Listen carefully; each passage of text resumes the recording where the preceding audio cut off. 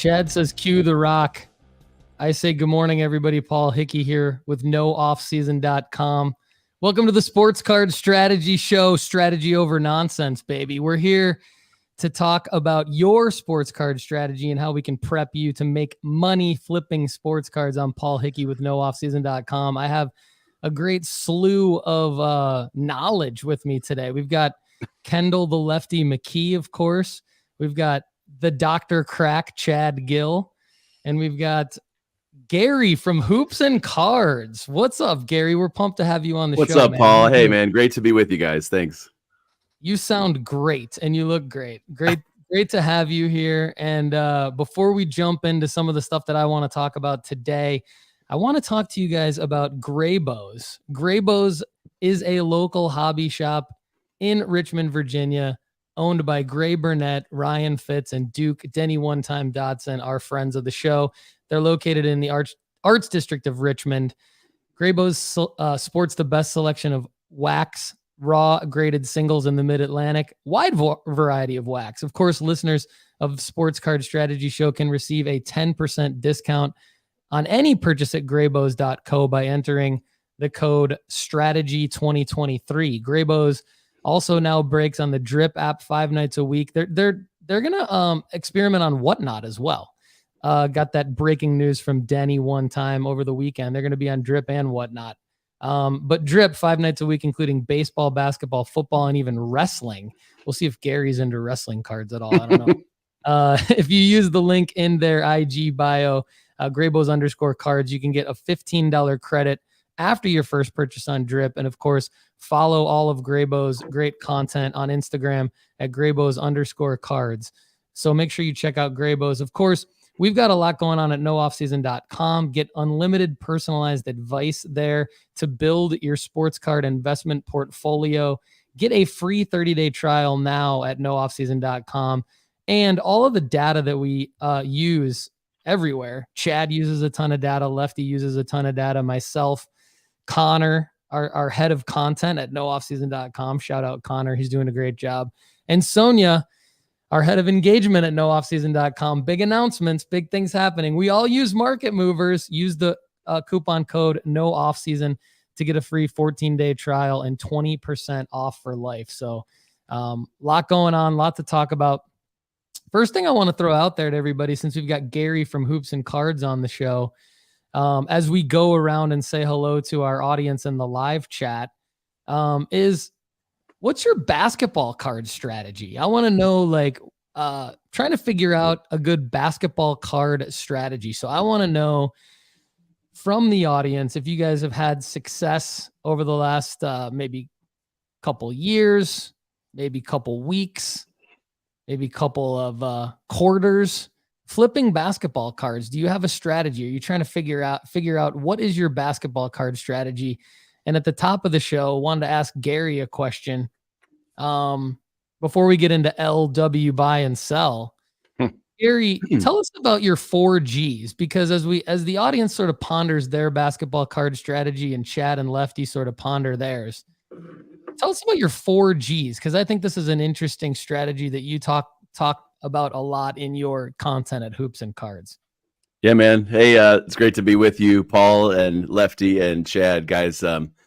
Also great to be talking basketball. That's what we do almost all the time at Hoops and Cards, of course. And the 4G strategy. So, all right, there's unlimited players out there to look at or to hear about. There's unlimited card products coming out every year. It's just crazy. And so I had to, over the last couple of years, think through, okay, if I'm going to be strategic or if we're going to be intentional about what cards we're buying and why, often it is tied to the player, to Wemby or to Zion or Ja or whoever the big name is. And, or historically, look at Jordan, Kobe, and the rise of, the vintage market at times. So we've come up with 4Gs, and it's guess, good, great, and GOAT. And that can be used to classify players, GOATs like Jordan and LeBron, greats like Dirk Nowitzki, guys that have had like many all-star appearances. Their card markets may be strong at times. Nobody doubts they're a great player. Good players could be guys that maybe they've made one all-star game. We're talking about Right now, good players. I'm looking at Jalen Brunson and Shea Gilgeous-Alexander, and I owe my shoes. I'm seeing the comments down there. Yeah, let's go. Good players are people that you probably know their names. They've made an all-star game. Their cards are at least on the radar when it comes to the sports card market. And then guesses would be, the new up and coming rated rookies of players that maybe just a few of us know because we follow basketball and we know what the teams have planned for them or what their potential is. This would be the Cam Thomas thing, Paul, from the spring. When he gets some playing time, he just explodes. And so there's this potential of Bowman-like prospecting when it comes to the basketball card market. So 4Gs would be guess, good, great, and GOAT. And a good, if you want to diversify, that's fine. Have a little bit in each level. We can debate which players are good and great and which players might eventually be a GOAT. I think that's the big craze around guys like Luka and, trying to project out the course of 15-year career. Is that guy going to be the GOAT? Are they going to win chips? What kind of player are we buying and holding for long-term, or are we buying and flipping because there's hype and anticipation of what a Giannis or a Tatum can do? So guess, good, great, GOAT. Lately, I've been focusing mostly on the guesses or the GOATs. The players that I know about as a basketball fan and a basketball geek, really follow in the card market. And then also the GOATs, because they'll always have some value. They'll always have the biggest market after them on eBay or wherever else. So that's the 4Gs. I'm sure it'll work in other sports, but love any feedback, because it's kind of a fluid, basically a language around why I'm buying what I'm buying. I think it's outstanding. And Lefty, I want to pass it over to you, man, because when you and I first started doing this show together, you and I kind of came up with something similar. You talked about it, and I don't want to steal your thunder, but I know you kind of have 3 levels when you think about how to break down your sports card investment portfolio. Talk about that, and then Gary's 4Gs. What do you think, man? Yeah, the way that we've broken it down here at No Off Season has been flyers, which I guess would be considered your guesses, stars, and then goats. So not as pleasing on the alliteration side, Good. but same kind of idea where you want to build your portfolio similar to that of a stock portfolio, where you have some high risk and some high reward, and you also have some cards that are going to hold value long term, go up with the S&P 500 and stuff. When we're talking about investing in sports cards, we can't forget the fact that investing has been around for a long time in other assets. And so I think it's criminal of us to assume that that's not part of our strategy. And we've got to be tuned into some of the other strategies of how to hold and make money and profit over the long period of time. And so, Gary, I think that's really good. Chad, you're cranking out content for nooffseason.com, man. You're looking at all of it. You're looking at the guesses, the good, the greats, and the goats at all times. You're keeping Connor, Sonia, and I busy posting those articles. I don't want to steal your thunder, man, because I know you got some good stuff coming up in all of our segments. So, but when you think about your basketball card strategy, you've been doing this far longer than I have, flipping to fund your PC. What do you see NBA wise with the opportunity cycles of basketball? How does it differ from the other sports? Well, it is different, and I do have a strategy for each sport. My strategy on basketball isn't that far off. I guess you could probably overlay Gary's into what I do. I have a rule of 15 for basketball. Okay. I have 5 layers of 3 players. I look for the top 3 players of rookie class. Then I look for the 3 sophomore sensations. Then I look for the 3 third-year players that are going to be looking for that contract and who's going to break out of that third-year player. I look for 3 goats to kind of balance the portfolio to eliminate the risk. And then I go for 3 flyers or guesses. And those could be from any one of the 4 categories. But I focus on 15 players. And then my goal is that the money that I make from those 15 flips going into the NBA season, I pool that money together and I hold it for mid-December.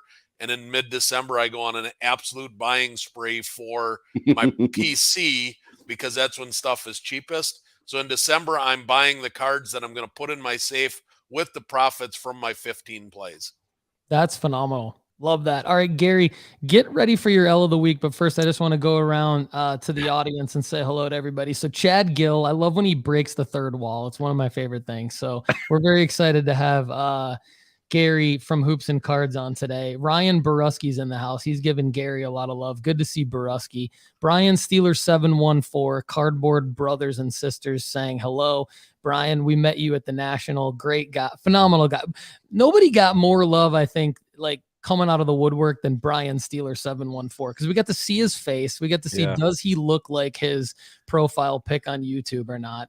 No, he's not that scary. He's a really good guy, and it was fun saying hello and hanging out with Brian. I know Lefty probably wants to comment on that. I'm going to keep going. Southern Soccer Idiot, happy Monday fun day to you. Janelle Shue, Evan Bell, Laser 2711, Rocky Empire Sports Cards, Gary breaking the third wall, Ryan Painter, Janelle Shue again, Oh My Shoes in the house, Mark Drzinski. We've got a Twitch commenter here from Valve's BTW.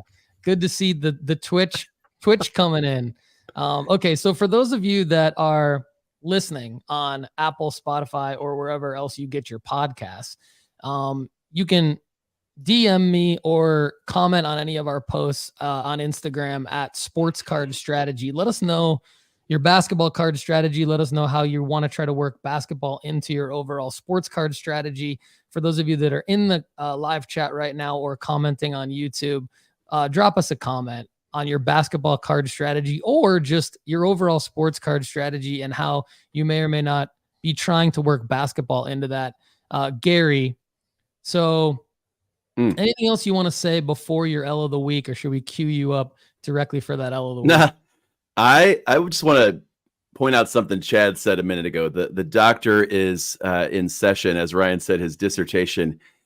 We talk about market movers and tools like that show us what cards have done. I think this conversation about basketball strategy is like preparing yourself as an investor and a fan for the basketball card season. And as Chad points out, like right now, there's some buying opportunities, whether you've got 15 players or 5 that you're after. But you also, Chad, referred to like, hey, in December, like mid-December, after the hype of the season launch, after maybe some new products have come out and people start to care about basketball, but then they realize, oh crap, it's the regular season, nobody cares. And like the values of cards or the prices go down again or go down even further into late November and December. And you mentioned, Chad, that is next buying opportunity. I feel like after having been through the last 2 years of me trying to buy cards before the season, which I'm glad I did, but then I see in December, man, they're actually cheaper now. Like, is there like a second, buying opportunity that I should have waited for? So thank you, Chad, for the dissertation on that. It's appropriate. I can validate the data as well. I totally agree with you guys. The data in December shows that it's just the last 2 years that I've really been paying attention just shows that it is a phenomenal time. I will say this, my overall sports card strategy right now before we get back to Gary to kick off his L here is to basically sell everything I've got right now and not buy anything else until December, just because I just feel like it is based on the data the last 2 years for all sports, F1, basketball, soccer, hockey, golf, football, baseball. I want to buy Jackson Holiday. We'll talk more about this throughout the show, but like, why not wait till December? Anyway, I know Lefty and Chad are probably chomping at the bit. So Gary, let's get over to you for your L of the week, man. Walk us through an L that you've got that you want to talk about. An L is that you're muted. By the way, Chad's light did go off already one time. All right. Can you guys hear me now? All right. The count on Chad's light is 1. Gary, over to you for your L of the week, man. Can you guys hear me now? Yep. Am I back on? Okay. You can hear me now? Yeah. I just can't hear me. All right. My L of the week, even though I know it's going to be an L every time I do it, and we've talked about basketball, the market, and prospecting, is whenever I buy basketball wax, I just know it's like flushing money down the toilet. And yet the chase, the tease of getting the potential Victor Wembanyama auto had me this weekend at Target buying blasters of Bowman University Chrome. And, I didn't get any players I recognized. I didn't, I even had my son open them because he has usually good luck. But I don't mean to brag. I did land a Caroline Ducharme. This is a Caroline Ducharme. Nice. You can't even see it on there. She's a backup point guard for UConn. She may never actually start. And I'm like, oh, where's Wemby? Where's Victor? No, it's wax, Gary. It's a Target. It's retail. Like you know that is part of the deal. You still keep going to it as a dog returns to its vomit. So I keep buying wax every couple times a year just to remind myself what a waste it is. Unless Caroline Ducharme is the next Sabrina, I got an L. Dude, it is a dog returning to its vomit. I feel the exact same way about wax. Chad, how do you feel about Gary's L? And after you take all that in and comment on that, please share your L of the week with us, man. Dog returning to his vomit. That might be the best quote we've had on here in months. Yep. Yeah, the wax thing is it's the fear of missing out, man. It's the FOMO. You watch the breaks and you see the people pulling the $25,000 card out of a $30 blaster, and you're like, damn it, that could have been me. So you'd go out and you buy the wax, and you end up with the with the backup point guards from UConn. That's my luck too with the blasters. I set a amount aside every year, every quarter, actually. I set money aside so that I can rip wax with my kids because it was fun as a kid when I was doing it. That's what got me hooked on cards.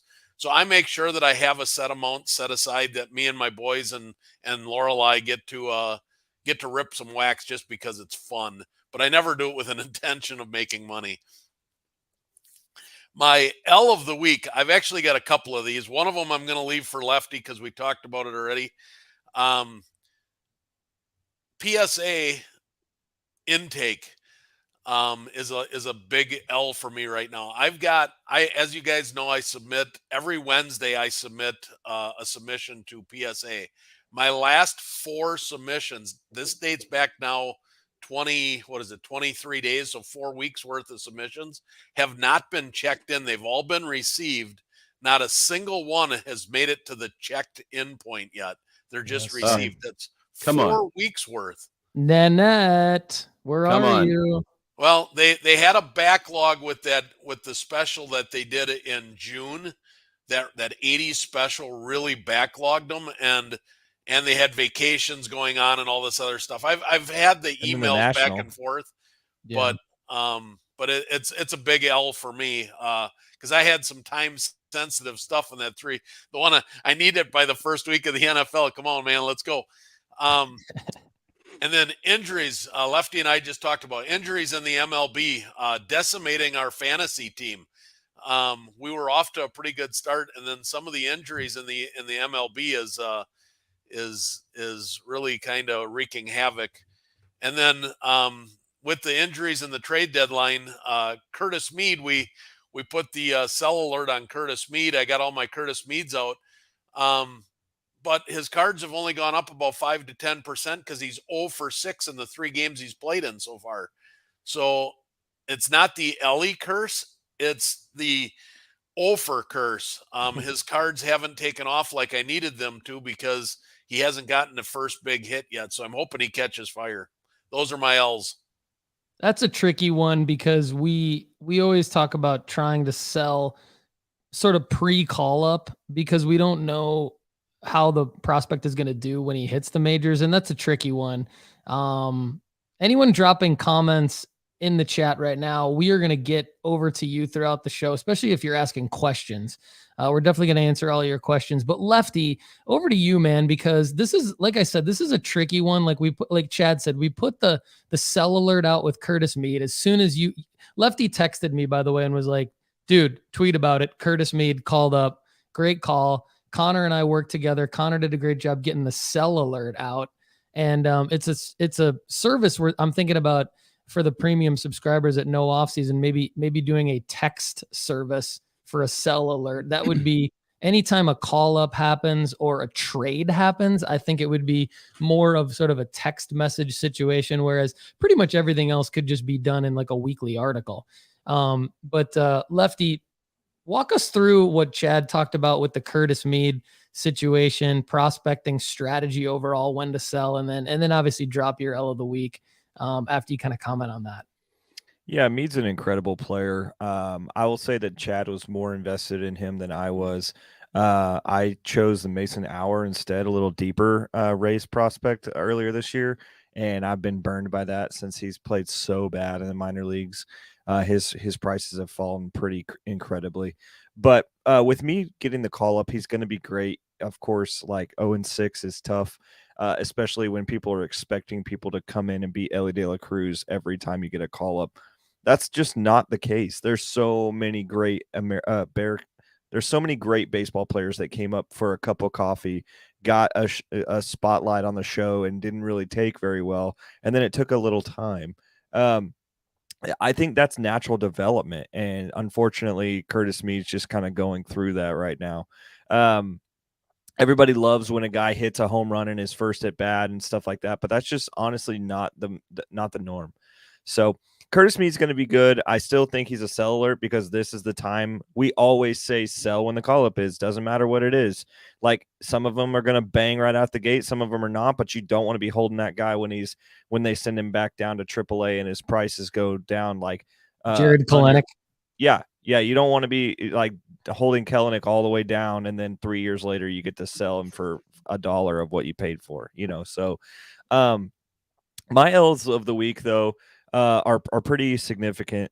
Women's World Cup this week. Oh, guys, couldn't have broken my heart more. I just was so bummed.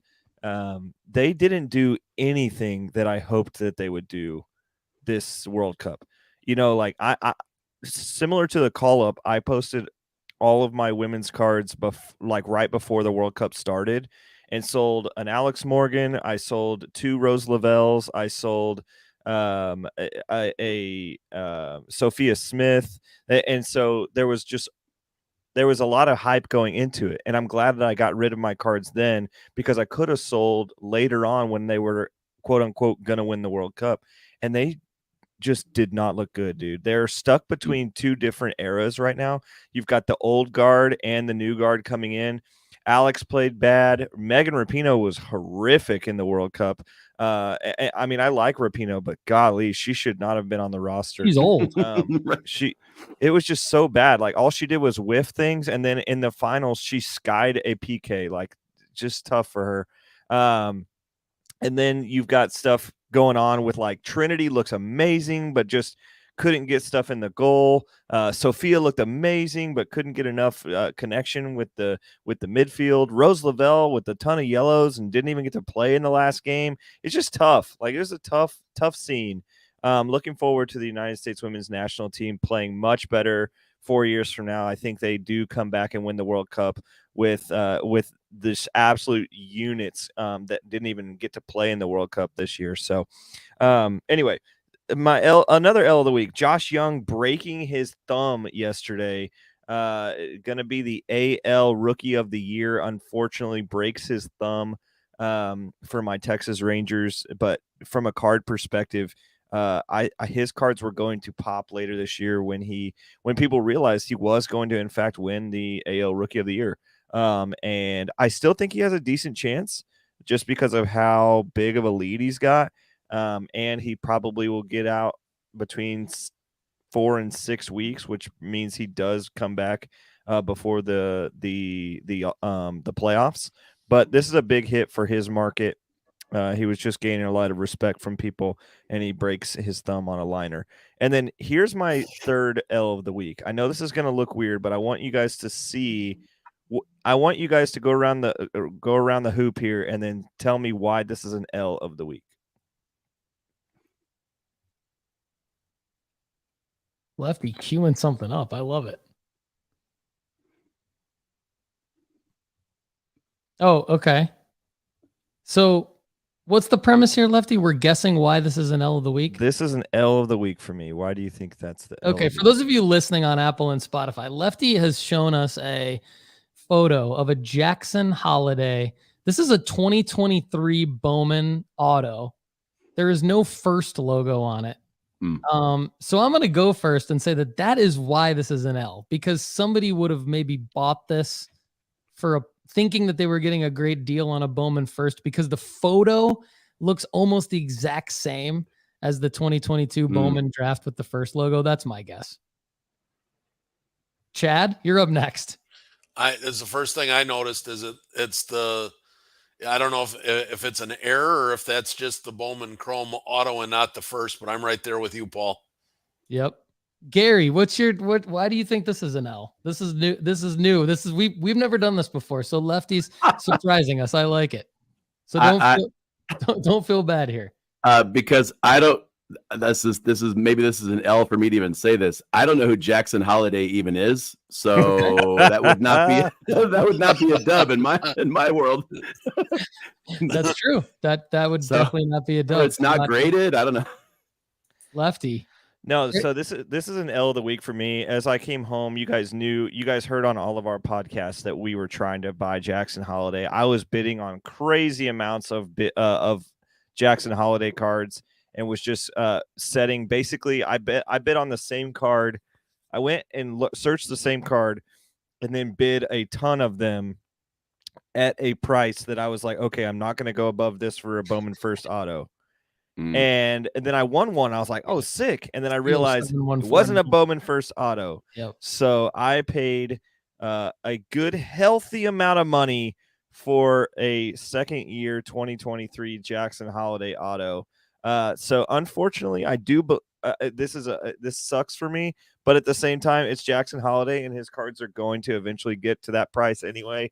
So I'm okay with it. But this is an L of the week for me. Bro, I almost got caught in the exact same trap. Like, I was looking for Jackson Holiday over the weekend. Steeler nailed it, by the way. Brian Steeler 714 nailed it. So that's exactly right. And it's a tough one, man. This happened to me with Brennan Davis, because Brennan Davis had like 3 years in a row where it was literally the same photo on his Bowman. And there's obviously only one that's his first. And so this photo does look exactly, it looks very similar. It's not the same photo. It's not an error. It is his 2023 Bowman Chrome auto. He apparently signed a lot of these. And I'm right there with you, Lefty. It's unfortunate. It's an L, but I agree with you that because it still is Jackson Holiday, these should still be liquid. They're just not going to go for as much. And I think what you're saying is you bid what you meant to bid on a first, which really sucks. For those of you who don't really know what we're talking about, that's totally fine. So there's a lot of people that are new to the show, and welcome in, by the way. If you do live comment, we're always going to give you a shout out on the live comment. If you don't, we totally understand, because most people can't catch the live stream. So comment below on YouTube, or hit me up, DM me on Instagram at Sports Card Strategy, or email me at paul@nooffseason.com. Let me know what you think of everything that we're doing. We want to try to make it better for you. But for those of you not familiar, really, there's only one sort of brand line of baseball card that's investable. And it's the one, it's sort of, it can sometimes transcend different releases. That's why I call it a brand line. And it is the Bowman Chrome First. So it's the one where it has the first icon up in the top. And typically it has to be chrome. Sometimes though, we see if it's a top prospect, like Ellie's Paper First did really well because it is Ellie. So it's not always going to do well if it's paper, but if it's a Bowman Chrome First or a Bowman Chrome First Sapphire Edition, Bowman Chrome First Auto, all the different serial numbered autos, things like that, those are going to typically be the ones that are going to double, even triple in price upon call up if you have the right player and you sell it at the right time. So it's unfortunate that Lefty did not get the first, But basically what he's talking about is it's kind of like getting a second-year card versus a rookie card is really what it is. For those of you who aren't as familiar with the baseball prospecting and more into other sports, like our guy Gary from Hoops and Cards here with basketball. So before I go into my L of the week, just a quick, just got to keep shouting out the live commenters here. We've got Luke Menchie, new name, good to see you, or Luke Menchel, sorry. Hello to you. Welcome to the nooffseason.com family. Good to have you. Global in the house in Australia. Love it. I'm guessing it's like maybe 7 p.m., 7:30 or 8 p.m. in Australia right now, something like that.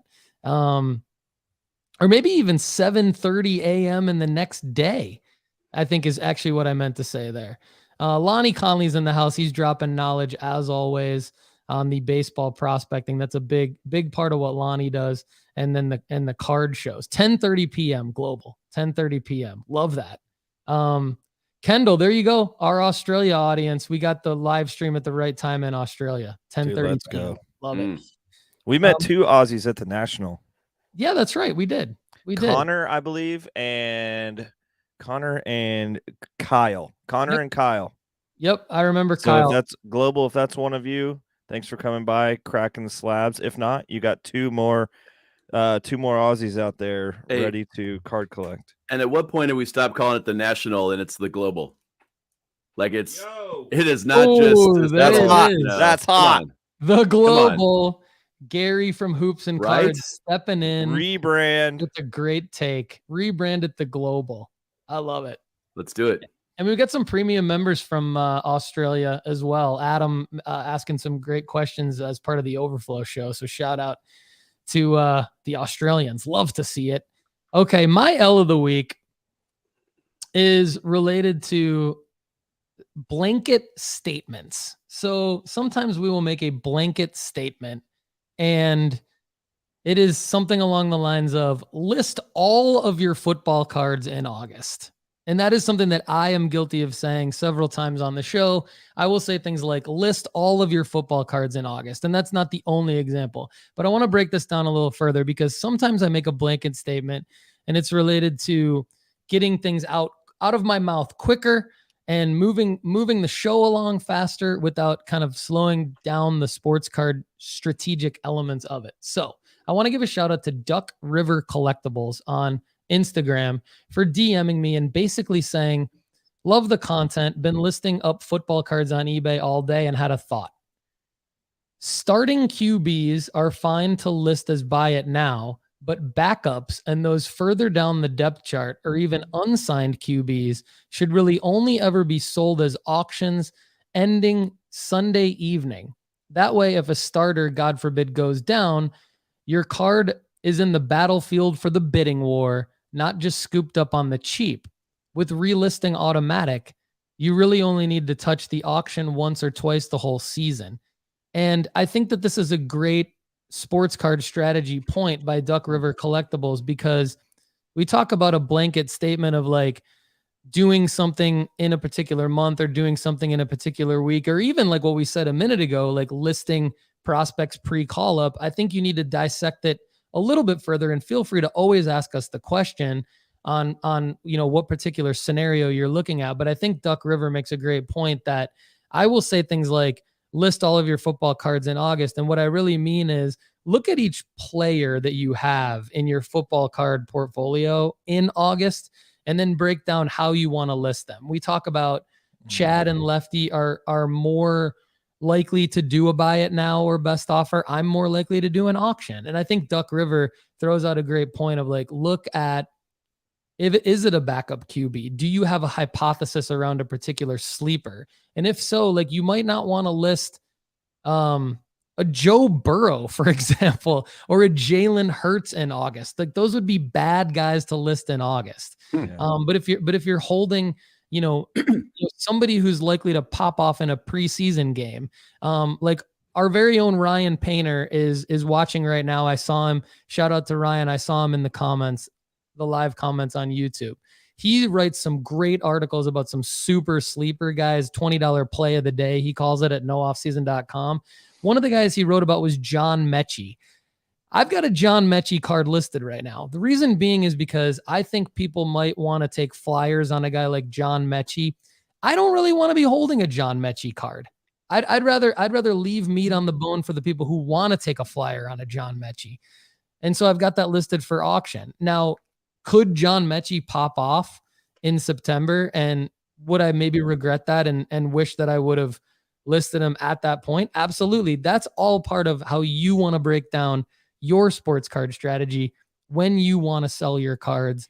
And it's kind of to each his own, but our job here is to make recommendations based on what we think is best to profit and then reinvest that profit either into more cards like Chad likes to do, funding your life and paying off your mortgage like I like to do, and a little bit of mix of both like Lefty likes to do. So I want to ask real quick before we go to the win of the week, auction versus buy it now. We're going to go over to Lefty here first, but before I want to tee this up because Lefty did a great job of kind of listing his U.S. women's national team cards before or right at the beginning of when the World Cup started. And I want to say that I think while the U.S. women's national team obviously is a huge L of the week for all of us, shout out Janelle Shue in the comments who brought that up as well. I believe the U.S. women's national team is an example of why you really need to think through whether or not you want to do a buy it now or an auction. And here's what I mean.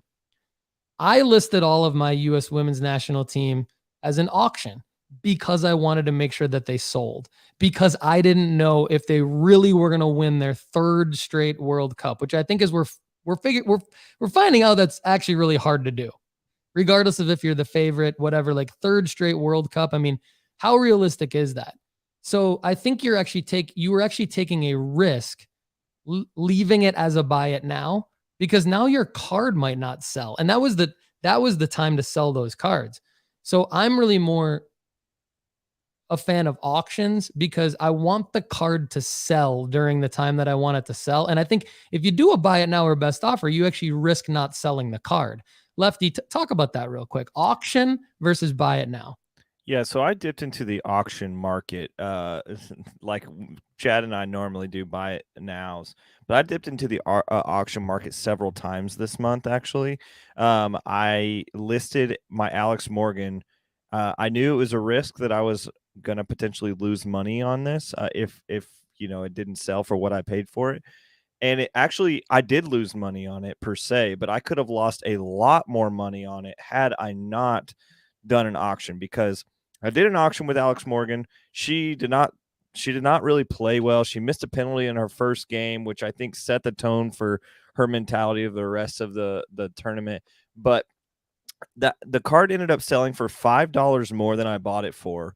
And then with taxes and fees, I ended up taking like a $50 loss on a $500 card, which is fine. I'd rather take a 10% loss on an investment that I tried to make, thinking, if you take a 10% loss on a play that you make, hoping that you're going to make a 30% gain, that's much better than taking a 100% loss or something like that down the road. So I did the auction for the Alex Morgan, and then I also did an auction for my 2019 Sapphire PSA 10 Shohei Ohtani, which ended up selling for double what I bought it for. Mm-hmm. So because Shohei's market was going nuclear, I decided to get my second-year rookie card, PSA 10, out, or second-year card, not a rookie card, out before that. So, there is ways that you can use auction versus buy it now. For instance, if you have a Joe Burrow or something like that, put it on buy it now. I had my Trevor Lawrence out for a buy it now, and it sold at the National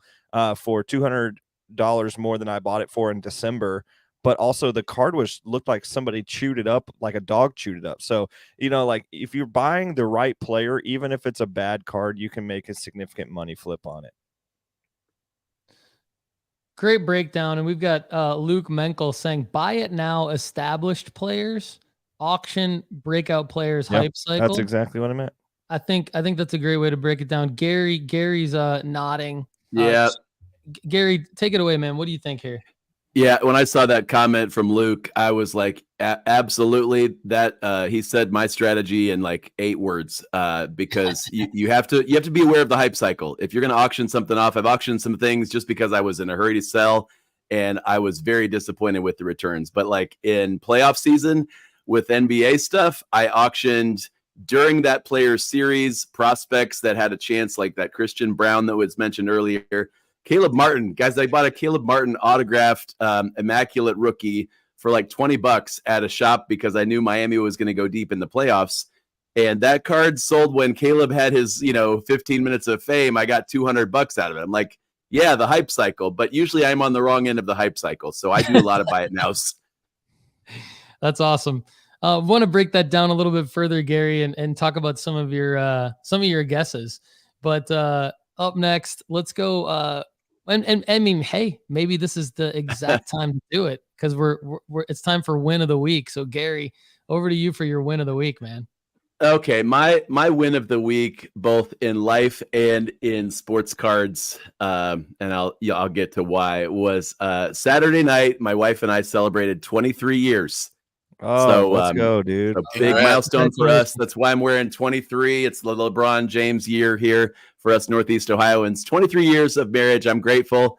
I'm blessed beyond what I could have imagined. And so I took my wife out.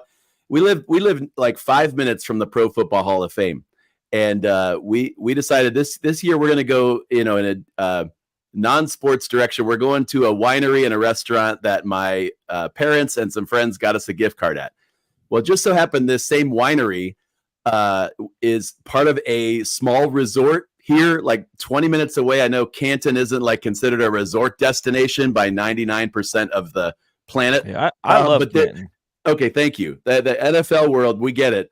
But so we wound up going to this Gervasi Vineyard place, and they've got 6 different restaurants on site. As it turns out, we're pulling into this place for our dinner reservation, and there's security. There's bodyguards like I've never seen. They're doing checkpoints for your car as you're pulling in to park at the restaurant. There were 4 different guys, like big dudes in bright orange vests, checking every single car. And I'm like, yeah, Pro Football Hall of Fame is also here this weekend at the resort. Apparently, lots of exclusive parties, dinners. I mean, the NFL just takes over this whole vineyard. And I didn't know this. I'm like, honey, I didn't know the NFL is going to be here. Like, so we were fortunate enough to actually have reservations. We got in. We're sitting down eating dinner, and I'm like, this is awesome. Like, not only am I celebrating 23 years of marriage, I'm with the woman I love, but there's a chance we could see, somebody famous. There's a chance that Joe Thomas, because the Browns, it's a big deal. I wish Urban Meyer, like that would have been sweet. But we're sitting there, and we're in like the back corner of this restaurant, and apparently this is the only restaurant on the property that they were like letting normal people into. Last week, you guys talked about like how you feel when you meet a celebrity or a pro athlete. Like, are you geek out over it? And I'm that guy, right? I would be like, honey, she's sitting with a view of the whole restaurant, and we're talking, and out of the corner of her eye, she sees these people that just look wealthy. The wife looks like her clothes, her jewelry, like super dressed up. Dr. Chad and his wife. No. But so I kind of like you want to turn around without looking like you're turning around and seeing, who that might be. A guy in his gold jacket, like sport coat jacket, and his Hall of Fame logo. All that to say, we end up sitting 2 tables from where Jerry Jones and his wife are seated. I'm like, Lord. Honey, that guy could like buy Ohio if he wanted to, owner of the Dallas Cowboys. And so all of a sudden, like, fortunately for me as a husband on his anniversary, like this happened near the end of the date. So we got to talk about a lot of other things that actually matter in life. But then when Jerry Jones walked in and is sitting 2 tables away from us, I'm done. Like that's does awesome. The server know who he's dealing with? That's Jerry Jones. Who else are we going to see? So we tried to like after dinner, normally at this resort, you can walk around and see the lake and see the wine, the trees and the vines and all that stuff. This one was like, you're done eating, get out of here. Like this is the NFL's resort right now. Get out of here. Food was great, but my W was 23 years anniversary and seeing Jerry Jones 10 feet away without just totally freaking out. Good thing I'm not a Cowboys fan. Yeah, dude. Because I'd want to tell people on a podcast about it. It was fun. Amazing. What a great congratulations to you and your wife for Thank 23 years. What a cool story. That's awesome. Ziggy No in the house. Good to see you. We got a lot of loyal audience members commenting and a lot of new audience members commenting. Welcome to everybody. Chad, what do you think of were you there too at the dinner with all the rich people? I was Were you here? not. Oh. I was not. However, we do spend a week every year in Northeast Ohio. My wife's best friend lives in Stowe, Ohio. So Yep. I spent a week in Canton here for my son's baseball, and then we spent a week in Stowe. So I'm in that Yeah, you did. neighborhood. We'll have to hook up. Love to. Oh, there's number two. Number two. My W of the week is insane deals on basketball on eBay right now. So many of you know that if you've read the story about how I've turned my collection into 1 million plus cards, I have a bankroll that I promised my wife I would never dip into anything other. If I ever run out of money in that, I'm out of cards, because I promised her that I wasn't going to be spending money meant for anything else on anything other than cards. Well, right now, between PSA fees, graded cards that I've got listed, cards for sale, and what I spent this last weekend on eBay, I am out of money. So I need to get some sales rolling here. It is, and I bought, and I think this might have been the biggest weekend of buying on eBay I've ever had in my life. Basketball deals are unbelievably, insanely good right now. Yeah. Global in the comments here from Australia says perfect time to buy into basketball cards. I agree. I've got some data to break down here in a second, but that's phenomenal. And Lefty, Chad's out of money. Are you out of money? I am very close to being out of money because I did a lot of buying as well. There is a small window where prospect autos go down after the national because of the way that people overbuy them at the national. And then so you can get good deals on Facebook pages and things like that. So I was able to not only buy that Jackson Holiday card, which I'll be fine with, even though it's my L of the week. I also got this Jackson Churio with, and then I also got this Roman Anthony. So some incredible cards that I've been hunting. And then I also got 4 Mojo Churios with the Churio auto as well. So made a good play on these 3 different prospects.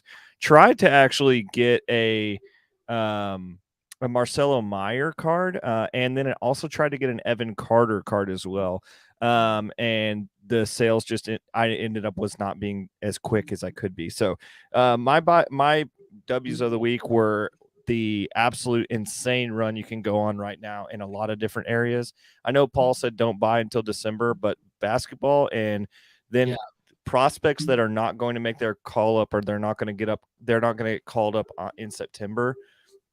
Between now and December, you can pick those guys up to flip in the spring. Yep. So love the Churios. Totally agree with what you said. I saw a lot of price dipping in basketball as well. And I'm going to break that down here in a second. And I want to give a shout out to the audience for some submissions of their W's of the week. So let's break down. Patrick Alcorn said, big thanks to you and Lefty. Back in April, you said it was a good time to buy Ellie. I spent $55 each on 2 2022 Bowman Megabox PSA 10s and $20 on a 2022 Bowman First Edition Sky Blue Foil, which I sent to PSA. All in with grading fee, $150. Sold one of the Megabox cards for $150 a month or so ago, and just sold the other one for $305. And the first edition came back at 10. I've already 3x'd my investment. Still have the Sky Blue, which is comping at around $400 to $500. Thanks for the great advice and the killer content you guys are putting out there. Thanks, great Patrick Alcorn. Love that. Love that. Great job. You know, I want to say, before I get to the next audience W of the week, I'm not trying to rip on like other content creators, but I do think like a lot of people show off their cards. A lot of people talk about sports card data, but I want to give props to the hosts on this show for putting their money where their mouth is. Like Chad, anything he writes about or talks about, he's doing it. Like he wrote an article at nooffseason.com about Ja Morant cards, and I don't want to steal his thunder because I think it might be coming up in one of his later segments, but he's doing what he's writing about. Same thing with Lefty. Like he's talking about all of these plays that we could all be making, but he's out there buying the Jackson Cheerios, buying the Jackson Holidays. And Gary, I know, does the same thing. Like, and Gary goes deep. Like you talked about Caleb Martin a minute ago. So Gary goes deep with it. Like when he talks about super sleepers, like he's actually buying those people. So I just want to give props to the hosts on this show for always putting their money where their mouth is, even when it's not really easy to do. I mean, Chad's out of money, so we really hope that he continues to be very good at making money flipping sports cards. Ethan Lincoln, this is from a slab crack at the booth. So this is more than likely Chad or Lefty cracked this slab, because I think I cracked one for every 10 that those guys did. So Connor and I emailed Ethan Lincoln and just said, thanks for letting us crack your slab. And he says, I really appreciate you reaching out, and thank you so much for the free slab cracking at the National. I've been looking for someone to crack that slab for me for about 6 months. I ended up regrading the card and I got a 9. I'm so happy you guys did that for me, and I wish the best for y'all. He's let's rip some cards. So really pumped about that. Thanks, Ethan, for the win. And then Eric Stefano, who comments on most of our YouTube videos, and we really, really appreciate that. Eric says he commented on our video with Aram. So he says, I bought a Graham Ashcraft $1 pitcher auto for the Reds about a month ago. I sent it to get graded and it gemmed, and I just sold it for $65. So that is a win. Some pitchers are okay. Lefty, what do you think about that play? Well, Ashcraft for $1, pretty cool. Especially, I mean, you got 65 for it right now. I'm sure you could get more than that when he's actually playing well. But yeah, that's a great play. See, that's what I'm talking about, Paul. Right there, I'm sure there's money to be made out there in pitchers. You just got to know when and where. And I think that's a strategy that I want to get into in the next 6 months. Love it. Interesting. I'm interested to hear more about that. In the meantime, Rusty and McGart, W made my first sell or flip of the year. Even better was who I sold it to. And that was me. That was me. And I'm going to show you guys the card. Rusty, the card is gorgeous. And I think Kendall and Chad are going to be excited, even though it's not a first. It's a Junior Caminero. Dang, okay. Wow, Blue let's Mojo go. auto out of 150. That's nice. That's nice. All right. So good work, Rusty. Thanks for the card, man. I think we're both happy with the deal. And Rusty gave me a good deal on it, so I appreciate that. It was under comps, Rusty. I'll get you back, brother. That'll be the first of many that we do. And thanks so much for your support. So that was awesome. That definitely could be my win of the week is I did say that I'm not buying, and that's true, except for when a good deal comes along like this. And want to support Rusty. Anyone else want to sell me your Jackson Holiday or Junior Caminero cards? Email me at paul@nooffseason.com or DM Sports Card Strategy on Instagram. Okay, I did have one other W that I wanted to kind of give Lefty and I a pat on the back. So we do admit when we're wrong, but we do need to kind of flex when we're right. And I will say that while this hasn't fully played out yet, people are making money on Shedeur Sanders right now. Because the Shedeur Sanders is a guy Lefty and I talked about a year ago. And we said, look, this is nothing other than a hype play. Like he's got these Onyx autos. There's like blue out of 400. There's green out of something. And then there's like red, and then there's black out of 5. And so anyway, like that was really the only Shedeur Sanders card. And I think it's still only the only investable Shedeur Sanders card are these Onyx autos that are on-card autos in different ink colors. And supposedly, Brian Steeler 714, supposedly there's only a certain amount of them. Gary, Shedeur Sanders is she on the women's national team? Never heard of Shedeur Sanders. I don't know what that is. We had our hoops and cards guy on a show where we're talking about the women's national team, baseball prospecting, and Shedeur Sanders. And college quarterbacks. Right? Lefty, who's Shedeur Sanders? Tell Gary. He's Deion Sanders' son. He's going to be the starting quarterback for Colorado. So I'm big on Coach Prime. Gotcha. I'm not saying that Shedeur Sanders is going to be any good this year. This is like, don't get it twisted. Like I talk about buying Jackson Churio. I don't care if he's good at all in the MLB. I'm buying Jackson Churio because I know when to sell him in the hype cycle to make money based on pattern recognition from other prospects. I'm not going to hold him to bank on him being the next Ellie De La Cruz. That's too risky for me. The Shedeur Sanders play that Lefty and I talked about a year ago was buy his, at the time, Lefty, $20. How much did you buy? $23. $23. What's that auto go? They're going for about $150 to $200 now. Nice. And it's just off of the hype cycle of it. Now, going for is a mix of sold prices, best offer accepted, as well as listing them. So shout out to Matt Esterman, who really took Lefty and I's advice and went on and got like the rainbow, like the Shedeur Sanders rainbow autos. So he's sitting there. Hopefully Matt can cash in either during the draft hype cycle or beforehand if Shedeur actually is any good at Colorado. So Lefty, we know you got to exit here in a few minutes. So why don't you go ahead and do your buy and sell while we have you. Sure. And we'll say goodbye to Lefty and get over to Gary, Chad, and myself for the buy and sell. So Lefty, who you got queued up for your buy of the week, man? So like I teased in my win of the week, I am buying prospects that I know won't get the call up in September.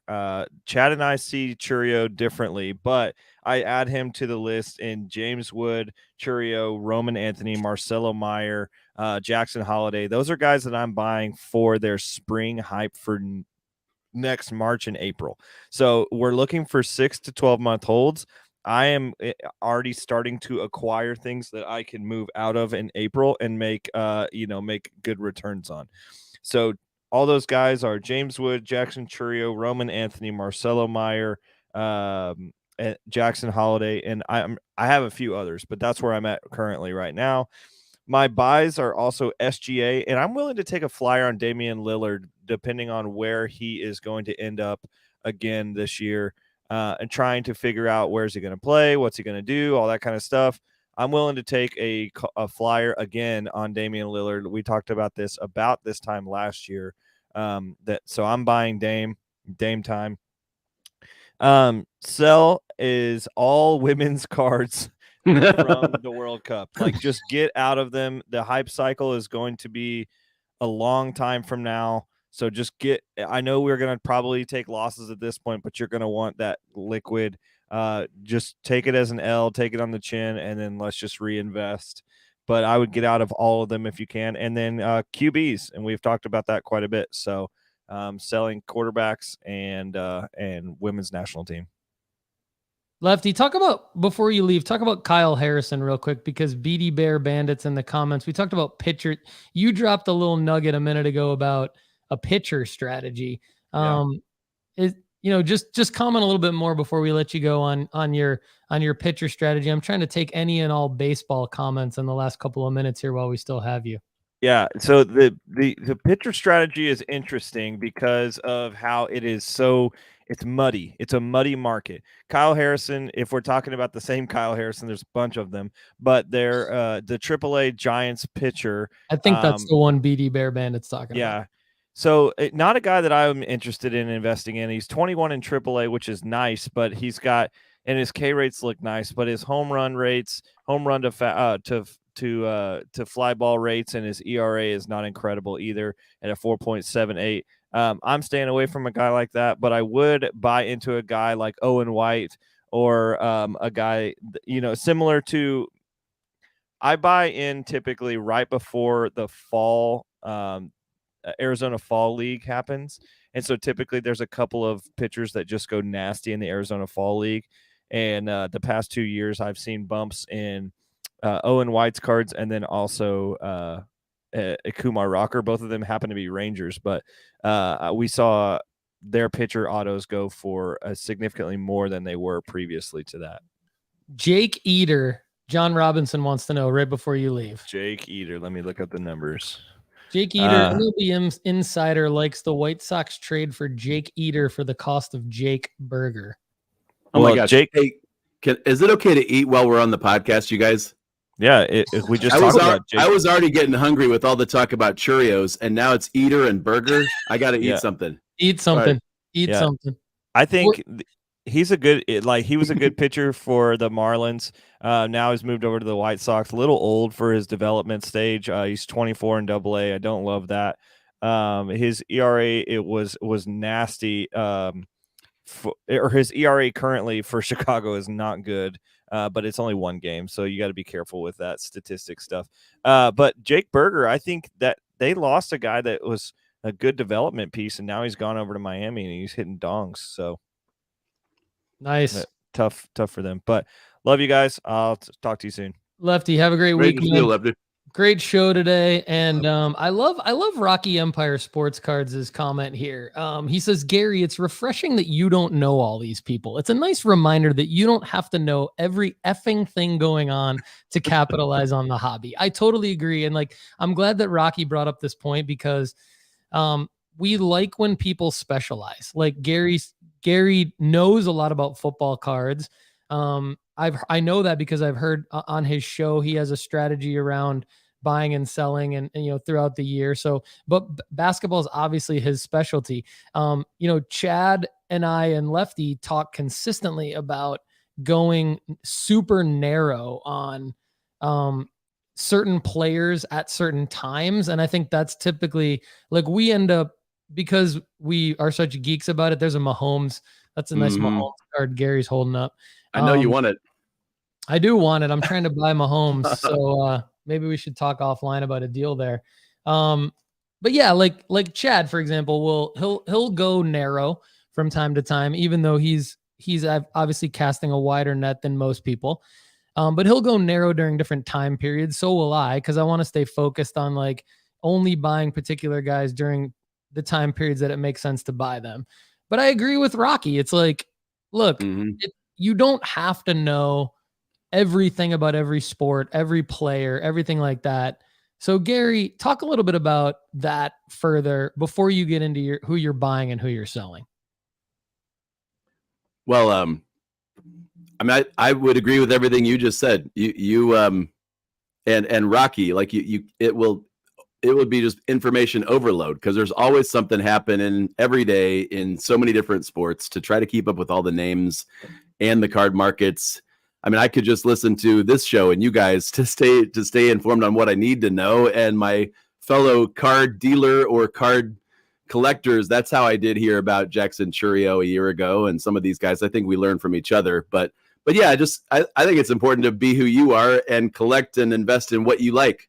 You mentioned that last week, like buy the players you love or follow the sports that you love, and that's the thing too. Sustainably, that's going to give you joy in this hobby. If you're just in it to make money and do flips, it's not always going to go your way. But if you've got cards that you enjoy and players that you love following, this is fun.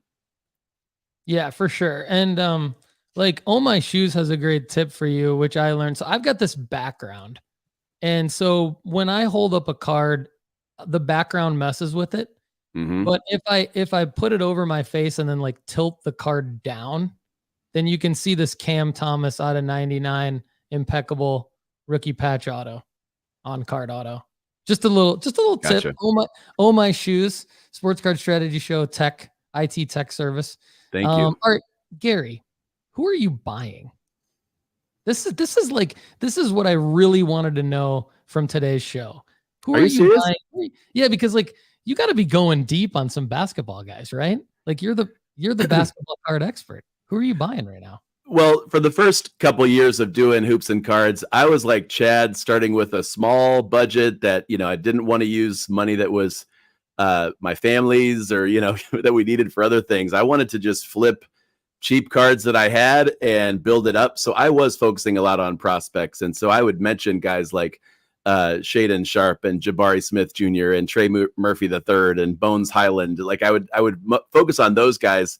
But as those players from previous years started to, some of them turned out to be pretty good. Desmond Bain, Tyrese Maxey, Darius Garland. I've had some really good fortune, and yet I'm still sitting on waiting for those guys to take the next step. Guys that I would be looking to buy now or soon. You've said it already. Shai Gilgeous-Alexander, I think, is the guy. I have a distance between his name and all the other names right now in my mind as a collector. I love him, love watching him play. He's one of the, he was first team all NBA last year. So the idea that, hey, he's about to arrive is so last year. He has already arrived as a player. What's going to happen now with Chet Holmgren and Oklahoma City making the playoffs this year is more attention on him, more primetime play, more hype surrounding Chet and what this team is going to do. They have tons of assets to make trades and add to this team. And inking Shai Gilgeous-Alexander to a long-term deal. And guys, he is, I think the problem, I guess, or the hiccup is going to be smaller market. It's going to be harder to get the word out, but he's staying for a long time, and they're going to be a great team. So Shai Gilgeous-Alexander, not only right now is a good deal. I think one of my things with buying, and Chad, maybe you alluded to this with your big buying spree this weekend, like sometimes because it is not basketball season, I will make a list of the players or cards that I want. I'll find them on eBay and put them in my watch list. And sometimes that seller will send me an offer because they're just ready to get out of basketball. They still are, and they will be for a few months. So I'm getting deals, like Chad said, like you've never seen on these basketball cards. Yesterday for me, it was a Jalen Brunson Silver Prism PSA 10 rookie that I've seen sell around $200 for most of the summer. And a guy sent me an offer. I was like, that's great. He's interested in negotiating.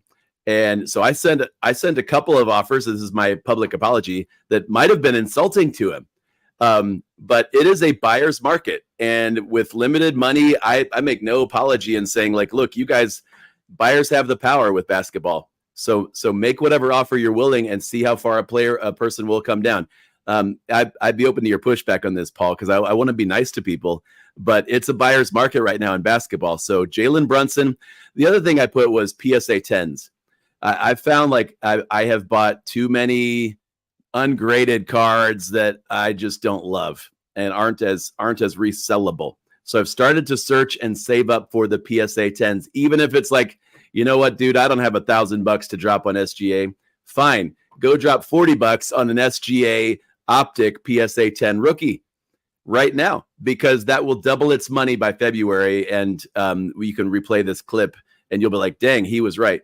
I'm serious. The PSA 10s of, and it's not just the player, guys, it's the hype. It's how many people are going to be talking about him. Chad, I'd love to hear more about your Ja Morant, because I wrote him the 4 names I had of buys right now, and then I'll stop, are SGA, Ja Morant, if you can stomach it, because his upside is ridiculous. We already know what he's capable of. Everybody knows his name. De'Aaron Fox, because, dude, he might be one of those names you don't realize how good he is and how good Sacramento is again this year. And then Tyrese Maxey. So if you want to hear about Maxey, listen to my show. Listen to Hoops and Cards. What a great freaking tip, Chad, that Gary just dropped about adding cards to the watch list right now for basketball, because you do get those offers from sellers. That's phenomenal. And then every single name Gary mentioned, I know Connor's backstage in the nooffseason.com studio salivating, ready to write articles later today about buying these guys, because those are just some phenomenal names. And I love, if honestly, like, you could listen to nothing else from this entire episode except Gary's clip just then, and you could make money just off of listening to that clip, right, Chad? What do you think? What do you think? SJ is a stud. He's a stud. I love it. Well, as I mentioned earlier, my budget is actually a fairly large budget. I just blew it all this weekend. So, Ja Morant, I'm, as I wrote in that article, Ja Morant, I think, if you can stomach the risk, Ja Morant could 3 or 4 or 5x your money in a 6-month period of time if he stays clean and he plays like he is capable of. People will forgive him and they will flock back to his cards. His silver PSA 10s already, from when I wrote that article, they bottomed out about a month or so ago at 350. They're already back up to 5.25. Soon as his suspension was way shorter than what they thought it was going to be, his card started climbing. So I actually paid more this weekend than what I wanted, but I wanted to buy on the way up so I could sell when it hit the top. Ja Morant was a huge buy for me this weekend. Another guy that I'm heavily invested in, and there were some cards I just couldn't help myself. I bought some more Zion Williamson. His stuff has gotten so freaking cheap right now. I just call me a sucker. I think he's going to have a month or two before he gets injured again of good basketball, and there will be a 60. He's maybe a sell in December, end of November, but he's going to start the season. He's going to start it strong. People are going to love him. They're going to buy his cards, and I'm going to sell when that happens because I spent some money on Zion. SGA and De'Aaron Fox are my Kentucky boys, as is Big Cat, Karl Anthony Towns. I think he's a sneaky play this year. But then the little bit deeper, the ones that I spent some money on. So here's some names for Connor. Shaedon Sharpe, Jabari Smith Jr., and Keegan Murray. Those are my three sophomore sensations that to keep your eye out on this year. Some guesses or some dark flyers that I'm taking some risk on that I bought ungraded that I'm going to grade are Johnny Davis, who looked really good the last 10 games of the season after a horrendous start to his rookie campaign. I think Johnny Davis is going to have a good second year. Marjan Beauchamp, of course, for the Bucks. That's a little bit of a deeper flyer because they're such a stacked team. He might not get some playing time, but he looked really good in the summer league. Scored like 800 points in an exhibition game. And Tari Eason.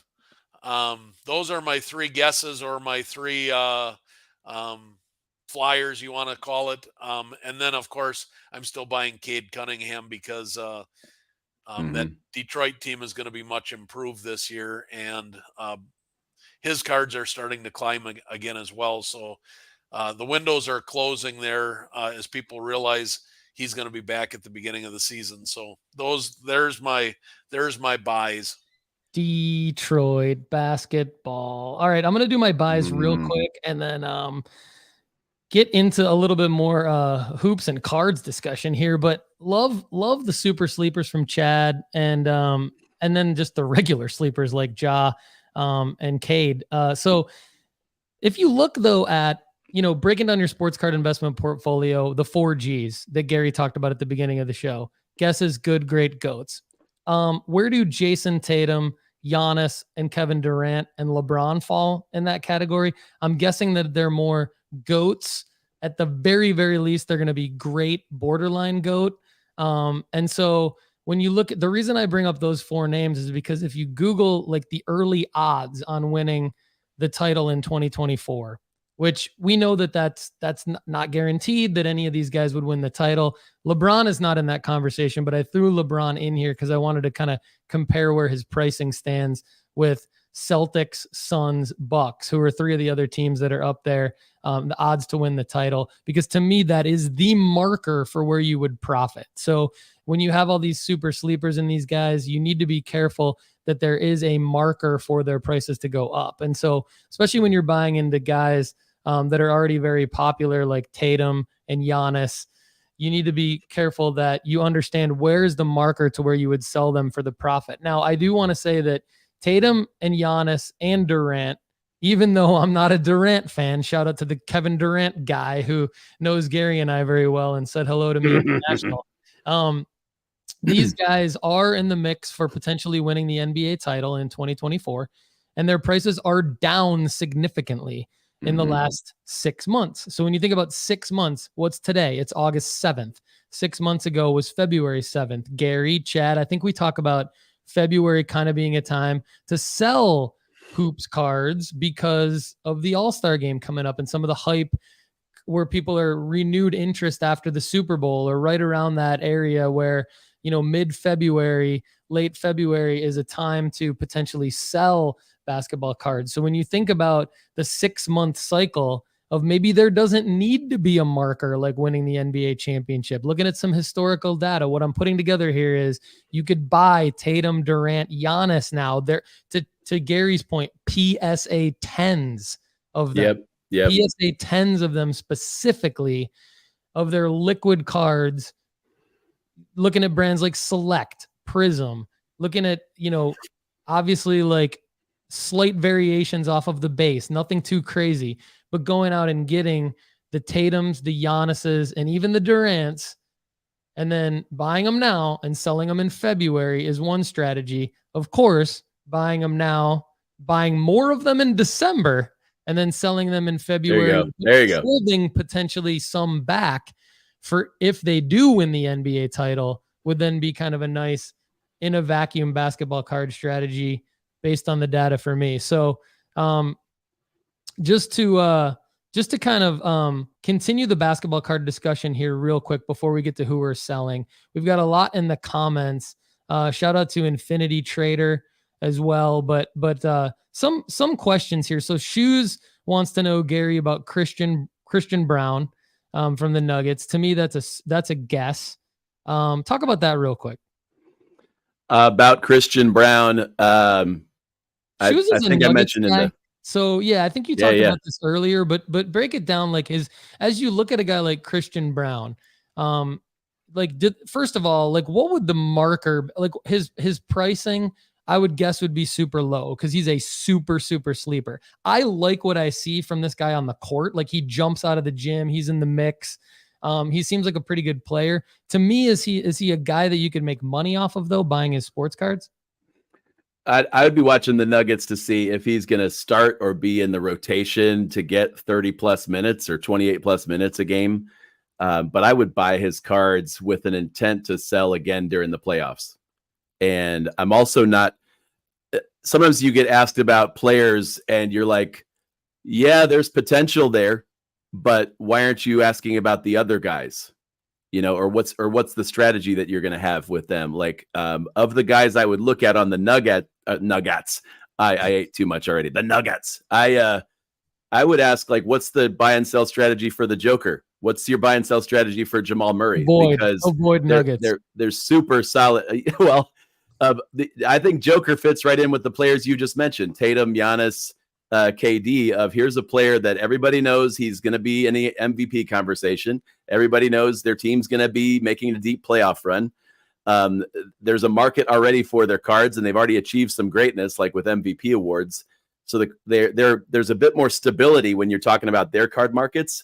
And like you said, you can kind of track when is the time to buy and sell them throughout the year. There may be a couple of times that are good entry points, like now in December. And then there's a couple times like the All-Star game weekend and first or second round of the playoffs when, hey, it looks like Denver's hitting all cylinders. Then I'd say list your jokers as a buy it now for a price that you would sell it for, and you can kind of time your profits. Whereas Christian Brown is more of a risky, I'm spending, $10 to $20 now, hoping that he makes the starting lineup and has some big games, and maybe it matters in February or May. I do see Denver as a contender for the foreseeable future, so I like him. If you're a Denver fan, absolutely do it. Like invest in players that you love. This is a PC thing, I think. Christian Brown, and I think it's a super guess. I would say this. The reason I say avoid Nuggets cards is because look at historically who's repeated the NBA championship. Just go look. And look at what happened to Giannis's cards after. Look what happened to the Golden State Warriors cards the next year. Look, go back and look. And like, it's not that I don't like the Joker, and it's not that I don't like Jamal Murray and the other Nuggets, but just go back and look at how hard it is to repeat an NBA championship. And then tell me, would you buy into the Joker right now? I wouldn't, just because to me, unless you're PCing him shoes, I just wouldn't do it. So unless I'm missing something, but Well, and yeah, can I yeah. add, like, Craig's Cards makes this comment, I need Tatum to finally win a championship. Been buying his cards last few years. Like, some of these players, you're asking, what is something new that they could accomplish this year that they haven't before? And you're right, Denver's done it. The Joker's done it. Tatum, there is that opportunity there. Do I actually think Tatum's going to win a championship with the Celtics this year? No. But there is more upside if he does. I think that's been the hope with Luka for a long time. Is like, is this the year that he just takes the next step and carries the team to the finals?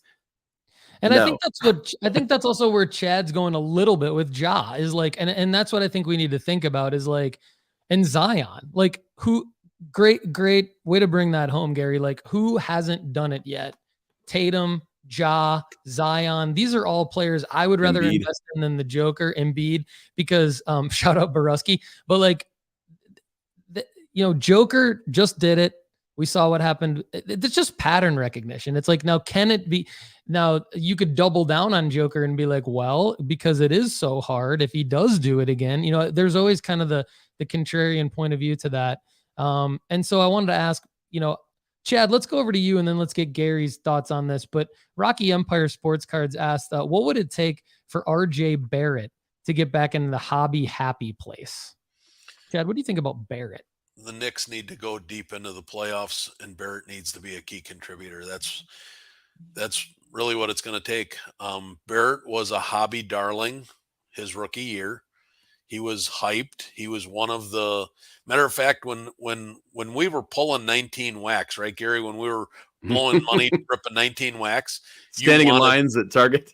Yeah. You wanted Ja, you wanted Zion, and you wanted Barrett. Yeah. I mean, Barrett was the third guy in 2019 when you were pulling wax. He's the guy you wanted. He's a good role player, but he's never going to be the superstar. He's never going to win an MVP. So for him to become relevant again, the Knicks need to go deep, and he needs to average 18 to 20 points a game and be a contributor to a winning Knicks team. He's got the formula, Chad. I agree, in terms of being a top 3 pick in a huge market, if not the largest market in New York. I even wrote 2 years ago that he's got the Canadian fan base and the Duke fan base. But what he hasn't been is consistent.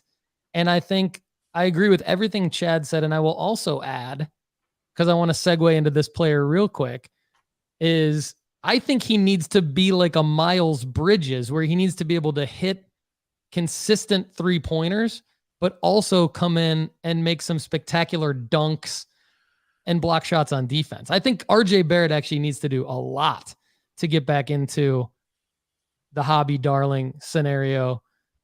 Gary, talk about Barrett real quick. And then we got some more. If you are asking a question in the live chat, we will get to it and we appreciate it. But want to give Gary some time to comment on what Chad and I said about Barrett. And then if he wants to talk at all about Miles Bridges. What's up, Shane? It is great to see you guys in the chat. RJ Barrett, I was a believer a couple years ago, and he had some big games and made some huge shots. Like, he has that potential as a scorer. However, he disappears.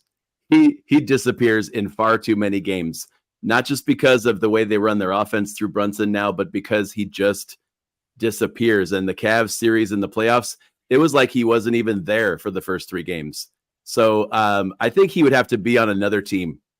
That would be what it would take for RJ to be cardboard relevant again, in my opinion. I think right now the 2 Knicks that I think about or look at, Jalen Brunson is fantastic and dominant, does whatever he wants on the court. They're building the team around him. I absolutely love him. And then as far as a player with upside on the Knicks, Emmanuel Quickley, the more he gets playing time, and if he gets a full-time role there or somewhere else, dude can't be guarded. So RJ's got to be somewhere else. Miles Bridges, I am interested in, because unlike Barrett, Miles Bridges makes highlight after highlight after highlight, and Miles and LaMelo were on fire at the end of the previous season when Miles was still eligible or whatever. Like, he is an exciting player to watch who can be a 20-10 guy who complements LaMelo Ball in a way that RJ will never do for Brunson. So I like Miles, and I'm not just doing you the Michigan State solid here.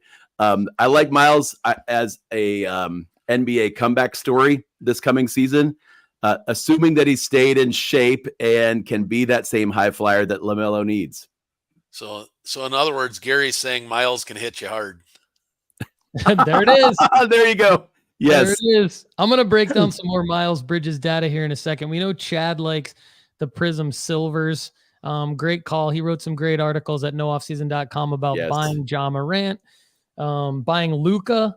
So Chad, we know a lot about who you're buying thanks to your amazing content at nooffseason.com and on the show, the Sports Card Strategy Show. But who are you selling right now, Chad? Right now, I am still in the mode. I had way more football than what I thought I did. So I still don't have all my football cards listed. I wanted to have them listed by the 1st of August. And I'm only about halfway there. So I've still got about half of my football cards to get listed, as well as the U.S. women's national team. I had bought 4 soccer cards with Lefty's advice. However, I bought them too late and I'm selling them too late, and I don't care what they bring. They just got to go. That was a huge disappointment with them bowing out early. So my goal when I bought them was they were like the most sure thing on the planet. So I was going to wait till they won the U.S. women's national, and then I was going to tell Lefty, see, you didn't have to sell them early. You could sell them late. Well, that didn't work out well for me. So those 4 cards are listed as auction style listings because I want to guarantee that they are gone. There you go. Chad, anything else you want to add before you leave us for today and Gary and I take us home answering everyone else's question and talking about who we're selling? No, it was a good show. It was great having you, Gary. We could talk for hours and hours. I'd love to. Basketball is my love, even though I do baseball and football as well. Basketball is my forte. And being a Kentucky fan, and half the NBA is Kentucky, right? I'm pretty well versed in that. So love the Emmanuel quickly as well. It's been great. Everybody have a great week. I got to cut out. Till next time. Thanks, Chad. Talk to you soon, Chad. Man.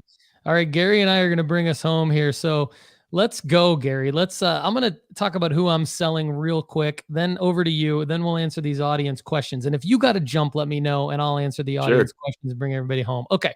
So I am selling some Hall of Fame footballers. So I looked at, I'm always intrigued, like, what are the markers when you buy guys maybe in the off season or say December, as we talked about earlier in the show. December and June are great times to buy football cards. And August is always a great time to sell football cards. But I wanted to double check that against guys like Joe Montana, Jerry Rice, and Barry Sanders, for example. And sure enough, if you're holding Joe Montana, 1981 tops, for example, Jerry Rice, 1986 tops, for example, Barry Sanders, 1989 anything, especially score, it's a great time to sell. People are excited about football. And we just had the Hall of Fame game. So in your hometown of Cleveland, well, not in your hometown of Cleveland, but you're right by Canton. So kind of in your hometown area. And so I think it's a great time to sell football. It's like specifically Hall of Fame guys like Joe Montana, Jerry Rice, Barry Sanders, and others. Even if you're holding any, like, for example, Ozzie Newsome, Cleveland Browns, like Joe Thomas. Joe Thomas was inducted. So it doesn't have to be somebody who was inducted over this past weekend, but it's that season where people are feeling good about football. Maybe they don't want to, maybe people don't want to take a risk on buying some of the prospects that we're talking about from a football standpoint, like Shedeur Sanders. Maybe they'd rather buy tried and true Hall of Famers going back, as early as Jim Brown, right? So you've got a lot of opportunity, I think, to sell these kinds of cards for a profit. I'm basing this off the data. The data tells me it's a good time. I think another good time to sell these kinds of cards is obviously around the Super Bowl or just after the Super Bowl, but we're in one of them now. Don't sleep on August. Gary, what do you think, and who are you selling right now?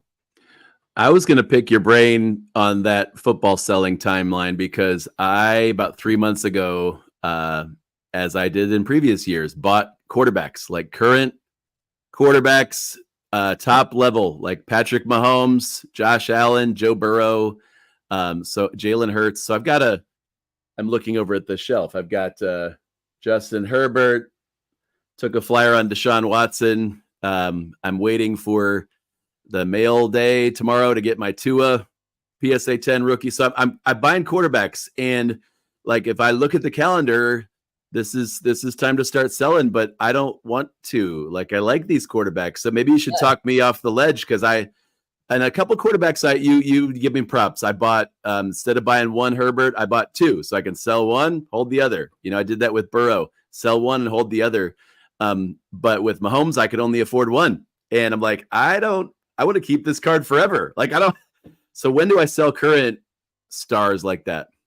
First of all, it sounds like you bought them at the right time because it sounds like you bought them maybe in early June, or you know. And I think that is the time to buy these guys other than December. So I think you did a great job, and I would say that this goes back to what we talked about earlier on in the show, which is it is very situational. So I mentioned one of my L's of the week is like making blanket statements like sell all of your football cards in August. And so I'm glad you asked me to clarify this again, because I would not sell Mahomes right now. I mean, Mahomes is one of the GOATs. He's of your 4Gs, he's the GOAT category. Let's put it that way. So you don't necessarily need to ride a hype cycle on a GOAT. You need to ride a hype cycle on a guy maybe like a Kenny Pickett. Like if you would have said, I got a Kenny Pickett Contenders rookie ticket auto back in June for like a really good price, like when do I sell that? I'd be like, I might look to sell that now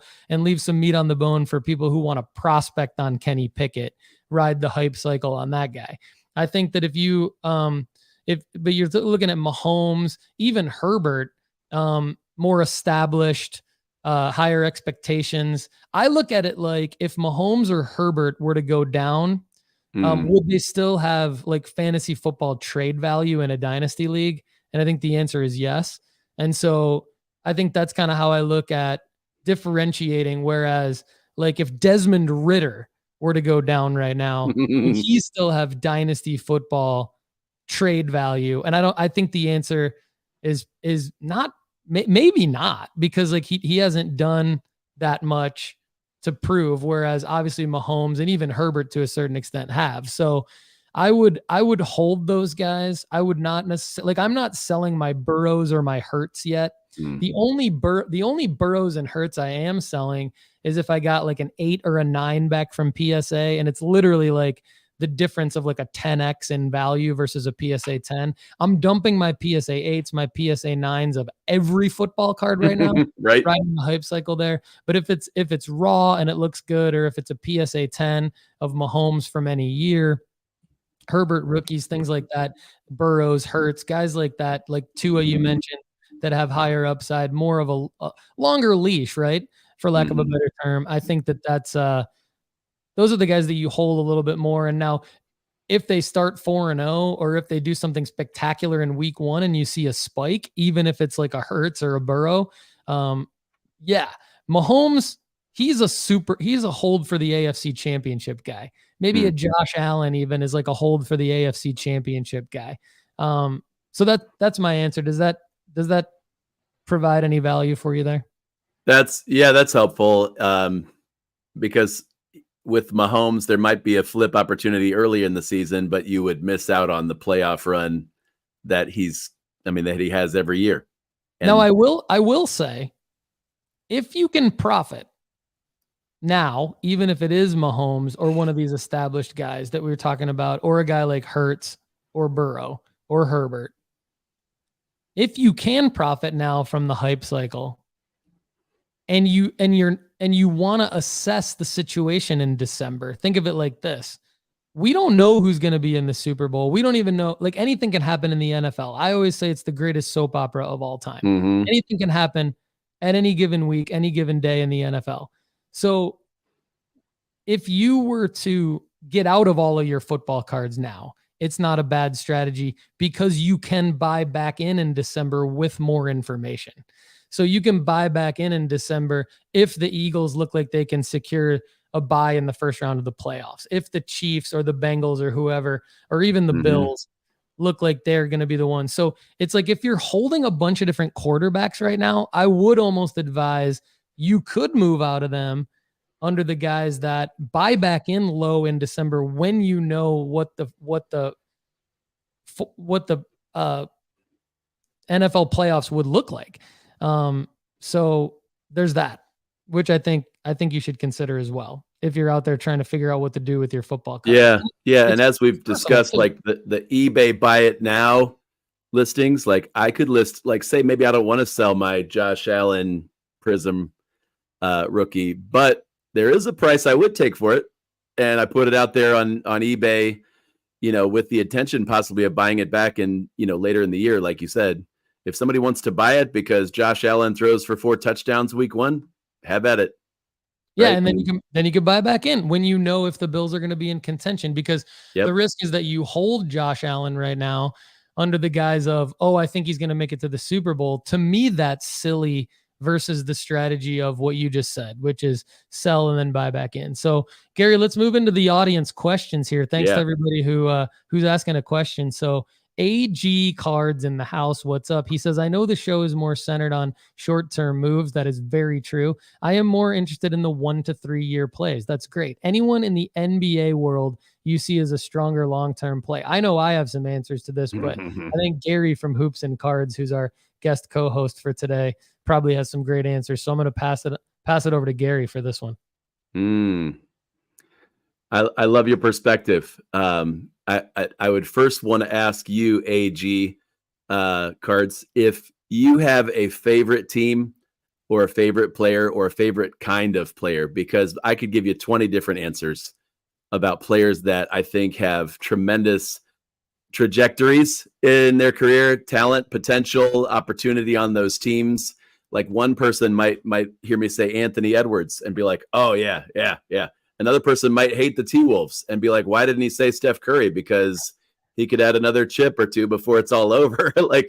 So I would want you to pick a player, especially if you are already a fan of a certain NBA team or a player, like, go that direction first. My 1 to 3 year guys are no secret. It's Darius Garland, Tyrese Maxey, and LeBron James, for a variety of reasons. Those are my big 3. And you've heard us talk about Shai Gilgeous-Alexander a lot today. I think there's no reason not to be bullish on him as far as what he can do, what he's going to do. If you're looking at other things to watch, I think would be watching the commitments teams make to players with the kind of contract that Jaylen Brown got. I think that guy has. It's crazy that Tatum got in and is the big name on that team, because Jaylen Brown can do everything that Tatum can, sometimes better, and just is, to me, more fun to watch, more personality. So find the players that you love. And also I guess I'd be curious about your budget, 1 to 3 year, because right now, and like Paul talked about earlier, there are some deals on players right now that in 1 to 3 years, we could be talking about Giannis as a GOAT candidate. We could be talking about KD's legacy and Tatum. So, Paul, you know what I'm saying? Like, those huge names in 3 years, they could add more chapters to their dominance or to their Hall of Fame resume. And you're like, oh, yeah. Gary's answer is so spot on, just in the macro view of, like, there's so many great names. And what I would narrow it down to for me in this whole discussion, and I'll give you my rationale why, is 2 names, Giannis and Anthony Edwards. And Giannis, because he is going to be relevant for a very long time. He's still very young. He already has a championship with a team where he was the team. He was the team. I mean, I know Chris Middleton and Drew Holiday and others really, really stepped it up. Even Bobby. I mean, any championship team has to have the Bobby Portises, has to have the PJ Tuckers. Like, I get that. Brooke Lopez's and stuff like that. But Giannis was that team. He made so many like the Michael Jordan, like, floating through the air, right to left-handed layup against the Lakers, I think in like the 1991 NBA finals or whatever. Like he made like 3 or 4 of those types of plays in that series. Like the block across the lane. I mean, just some crazy stuff. And so he's also like very likable. He's very reliable. He keeps his body in condition where when he gets hurt, he can bounce back quicker from an injury that would keep most players out, like Anthony Davis out for like the entire season. So also another reason why, which this is what I love about cards, is you can get into like, he's 2013. So his print runs and his pop counts are very different. And the cards that he has are very different than Anthony Edwards, who's 2020. The thing I like about Anthony Edwards is when I watch him play specifically, I see a guy who is just a different type of player. He pops out at me so much more than other NBA superstars, to the point where I see like LeBron in him. And I think that Anthony Edwards is like a silent assassin, and he's going to come out and just dominate at some point and be the team and like lead the team to like big, like he's going to have like game-winning shots, game-winning plays. I don't care where he ends up or who ends up being on his team. I think he's a difference maker, and that's a hot take. You know, I think Giannis is more of my tried and true one, longer term guy, AC, but I think that Anthony Edwards is more of my guess. Giannis is more of my GOAT. Anthony Edwards is more of my great, but also kind of a guess, a hot take. And, but somebody who like has a long leash in the hobby, like for lack of a better term, that's not a great phrase, but like he has a larger margin for error in the hobby. He's been a hobby darling. His prices are low right now. So I really like Anthony Edwards. I think Gary makes a great point. It's like, AC, you said AG, sorry. You said you're a KD guy. So it could be KD, but I think Giannis and Anthony Edwards would be my answer. So, well, and can I add, Paul, one of the things I would look at 1 to 3 year plays is the team that they're on, what are they building, and who is doing the building? Because some of these players last year, people would have said Luka Doncic. Well, the problem with Luka isn't Luka. It's the Dallas Mavericks. It's what went into their thinking to trade for a chronic freak out player like Kyrie Irving, who one game is like the most exciting player on the planet. The next game, he's sitting out and complaining on social media, and he's like, "What, dude, you grow up, be a leader." Like, but it's Dallas. They couldn't surround Luka before Kyrie. Why do we think they could do it in 1 to 3 years? I mean, Luka's cards are bargains right now, but I wouldn't. You're looking at not only investing in the player, you're investing in what the franchise could do in a few years. That's why I don't love Halliburton. Like, I think Tyrese is talented beyond his years, but to think that the Pacers are going to be a top 3 team in the East anytime soon is, I hope, if I like Indiana, but I don't see it actually happening.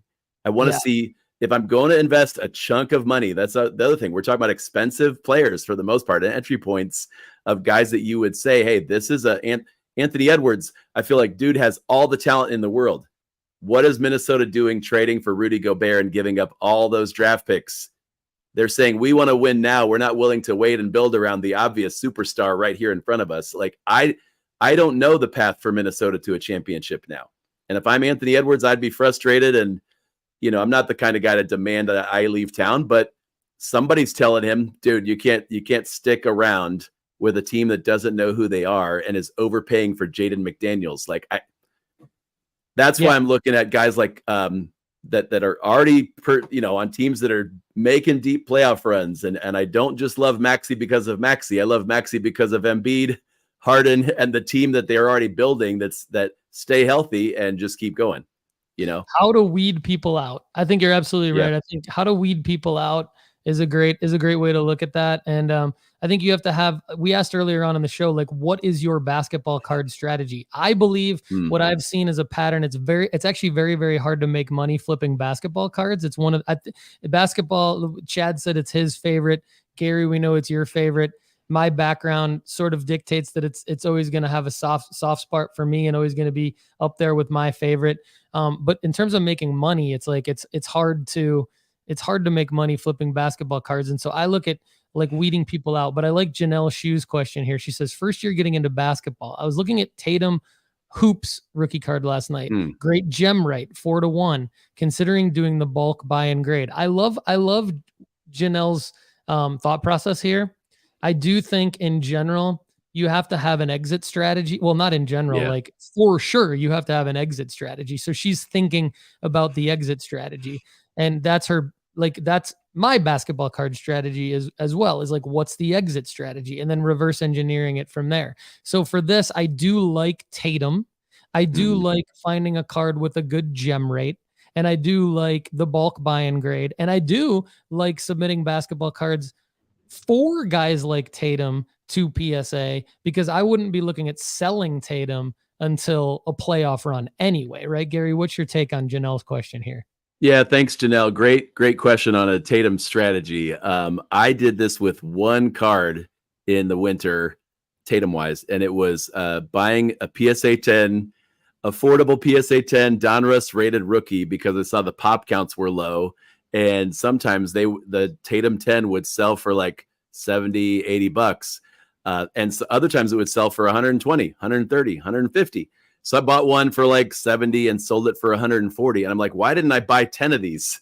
It's Jason Tatum. It's paper that some people are hesitant to grade any paper cards. That includes hoops, because there's less. I'm glad to hear the gem rate's good. I just don't know that a lot of people are sending in hoops cards from 2017 to get graded. So I have not had great luck with my grading. So I'm a little gun shy on the buy and grade strategy.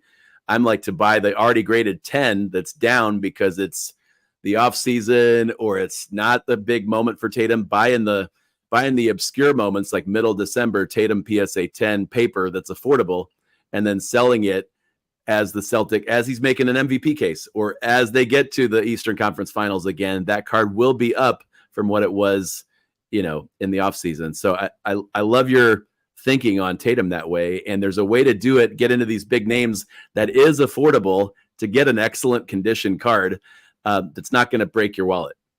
So good one. Janelle, if you haven't already, and anybody out there, go to nooffseason.com, hover over the grading tools tab, and then click on the link and buy the 10 times magnifier as well as the centering tool that we have linked there on our website. And then if you do feel like your Tatums that you bought would gem, then send them all in. And I think it's a great play. Like where your head's at. Gary, you asked me over the weekend if we were going to be staring a 2-hour show in the face. I'm loving it, and I'm actually seeing in the comments a couple of basketball questions. I don't mind. Yeah. I don't mind saying I love Austin Reeves too. Oh, my shoes, good call. Austin Reeves, so more upside. If you're good to stay on, I am as well. So extended sports card strategy show, basketball card strategy edition. We do have some baseball card questions in the comments that I'm going to get to, but it's primarily basketball now with Gary and I. So Luke Menkel did say Giannis, Halliburton, and Edwards. Gary did comment on why he would weed Halliburton out, but it sounds like we were on the same page there. AG cards also on the same page with Giannis. Glad to know that we're helping to confirm that for you as well. AG cards, I like this comment, says that's what I like about KD with Paul's guy Matt Ishbia building the Suns. He is my guy. Matt Ishbia and I go way back. So shout out to the owner of the Phoenix Suns. Hey Matt, if you want to come on the Sports Card Strategy Show, we'd love to have you. And so Scott Goldsmith in the house, longtime member and listener. Scott, good to see you. First live show as I'm driving, so I can really focus on your Braithwaite faces. Nice. Awesome. Luke Menkel. There you go, Luke. Is Donovan Mitchell a buy currently? This one's close to Gary, both literally and figuratively. Gary, what's up with your guy Donovan Mitchell? Would you be going all in on Donovan right now? So I'm torn because I am a Cavaliers fan, and we loved everything Mitchell did this year, except for kind of backing away from the spotlight in the Knicks series. He didn't step up like that team needed him to. We know he's capable of it, just didn't happen. I would say I'm looking at him, but not because I think he's a buy right now, or because I even see an exit point. I think we're tying into the previous conversation about what's your exit strategy. But I will say this: I think Donovan Mitchell's cards are too cheap right now. I do think they're too cheap. But what I can't say to you is, hey, here's when Donovan's gonna pop. I don't know that. And as a Cavalier fan, there's a part of me that thinks all this. It seems like every month, and I live like less than an hour from the Cavs, from Rocket Mortgage Fieldhouse, where it seems like every few weeks there's a Donovan Mitchell and New York thing. Donovan Mitchell and New York. He's spotted in New York. I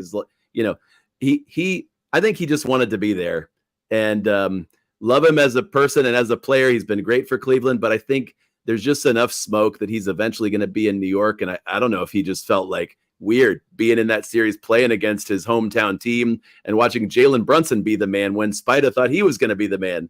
I don't know if he's like down about it or if he's eventually just going to be there. And part of this is because I wish the Cavs, if they know that's coming, and they're not stupid, like if they know that's coming, trade him while you can get a haul for him and build around your younger guys. That's your window anyway, Mobley and Garland. So I'd love to see them trade and get a chunk of stuff for him if he's going to go anyway. Like Shane just says, he'll be in New York, then he will hit. You're absolutely right, except Jalen Brunson might be better at basketball. So that's controversial. Oh, yeah, he could be. He could be. I mean, he can play. Yeah.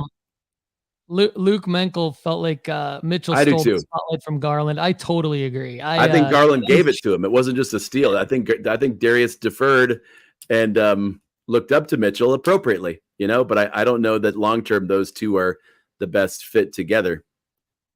I'm so relieved that like Scott Goldsmith said that he meant to say beautiful faces, because I had no idea. That's better, Scott. Love you, Scott. That's way better. I appreciate that. All right, cool. So let's get through some of these, some more questions. What about Cam Thomas, Infinity Trader? I love this one. His cards seem cheap. Is he done, or is there great flippability? I have a take, obviously, but Gary, let's hear you first. No, let's hear you first, Paul. Okay, so I talk about a sports card strategy for me that really works, that I highly encourage all of you to seriously think about doing, is like liquidate all of your cards and then reinvest in like Gary's 4G type situation, where you take, I would say 60% of your portfolio with like goats and greats, and then like maybe 40% of your portfolio with guesses. To me, that's a recipe for success, because I think the narrower you can go while still giving yourself some room to play, the more you'll win, the more you'll profit, because you won't spread yourself too thin. If you spread yourself too thin, then you're going to lose. You're going to have a wash. Like it's almost like betting on both teams in a bet, where like you're going to not lose, but not win. If you buy all of the guys we're talking about in this show, you're not going to win. You have to determine like which 2 or 3 are you going to buy. And then which maybe 6 or 7 do you really want to take flyers on? I go narrower than that. I go like 1 to 2 flyers or guesses, and then like 1 to 2 goats or greats. Like I would put Tatum in like the great. I'd put Giannis more in the goat because he already has the chip. But anyway, Cam Thomas is a guess. He's a good guess, but he's one that you have to be careful on. Don't overspend on Cam Thomas, because if you overspend on a lot of his legit cards, you could have bought like one really significant Giannis card, and that's what I'd rather have you do. But I do like Cam as a guy where you could wash, rinse, and repeat making money on Cam Thomas, because he's going to be like nothing for a long time, because he's like right now he's like completely off the radar, so you can get his cards for super cheap. So I like what Infinity Trader's talking about. Now would be a good time to buy Cam Thomas. But you have to be like where Connor and I sent out the Curtis Meade sell alert over the weekend. Like we're going to be sending out a Cam Thomas sell alert at some point this NBA season during some meaningless games where he puts up 50 points or 40.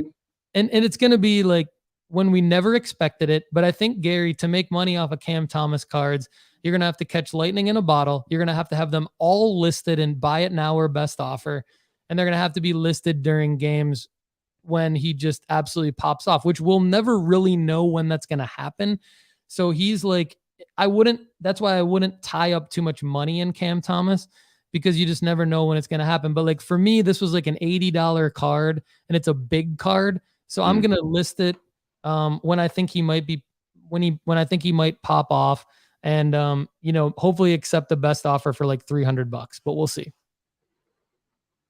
I agree 100%. And I think you helped frame the expectations for Cam. Like, if you're buying Cam to flip him on a 30-point game, do it all day. Wash, rinse, and repeat. I love it. If you're buying Cam because you think he's the next, and you're going to hold for a year or two, I just wouldn't. I think if he was going to be given a starting role to score 25 a night, Brooklyn would have done it by now. They keep bringing in other guards to play ahead of him. And I don't know if it's because he can't play defense or he doesn't share the ball, or they're like a project with him. Maybe he's ready in 2 years, to take that leap, but it's not now. So buy and flip, right? Yep, absolutely. And don't buy too much. Have him as a fun guess, little penny stock. Yep. Be ready to get rid of him, and be okay with it not happening, because you could include it in like as a free card to somebody later who buys from you on eBay or on Instagram or something like that. Be okay with that as like your downside for Cam Thomas Infinity Trader. All right, we're going to go rapid fire for the last 5 minutes here. And then anyone who wants to get anything into us, you got to join the premium membership at nooffseason.com, and we're going to answer all the questions on the Overflow Show. It's a free 30-day trial. So if you want to try it and get all your questions in there and then decide you don't like it later, that's fine, but you will like it and you'll get a free premium pack when you renew your auto subscription. So Steeler714 said Kyle Manzardo getting traded was going to get Curtis Meade up quicker, but not this quick. Great insight there from Brian Steeler714. Rocky Empire says, is the December thing a holiday situation, a combo of buyers not spending on themselves and sellers trying to put cash together for the holidays? I think so. Gary, what do you think? Totally agree. Yep. Lonnie Conley says Nick Gonzalez call-up was quiet, but there was a bump for more profit as well. Good insight there. Lonnie's always astute with his observations. Rocky Empire Sports Cards, this is like a Back to the Future Biff thing where he says, hear me out. Can we get tomorrow's sports news from Australia and trade on that information? I would love that. That would be awesome. Brian Steeler714, alert to backpackers. This is actually a really good hobby tip. Don't mix top-loaded cards with slabbed cards. Slabbed could press against top-loaded cards and damage the surface. Separate in smaller boxes if possible. I learned the hard way. Too bad. Sorry about that. But thanks for the tip, Brian Steeler714. Luke Menkel says, I'm sitting on a ton of Jackson Churio currently. Should I grade now or can I wait a little bit longer? Craig's Cards 11 already answered this in the comments, but I wanted to make sure we got to it. I agree with Craig's Cards 11. Luke, grade now. You never know. He may get called up this season and you want to be prepared, but I don't think he will. I actually think the reason why you should grade now is because he won't get called up this season, and that then your cards won't be tied up at PSA. I think you'll be okay there. All right. Infinity Trader says, I'm curious how or why the other person likes his auction style and how to get the most out of it. Are the risky way. Yes, but the reason I like auctions over buy it now or best offer is because you can set the minimum bid amount and you can also set a reserve. And I don't set a reserve. That means that a card has to sell. Even if you could have a minimum bid for like $9.99, but you could have a reserve of like $59. I don't love that because I think it pisses people off if they win the card and then they don't get it if they win it for like $40. I don't love that, but you can look at doing that on eBay and see if eBay will let you do that on your auction. But what I do on a big card, like most of my auctions on eBay right now are this way. I set the minimum bid amount at least about 75% of what I want to get for that card.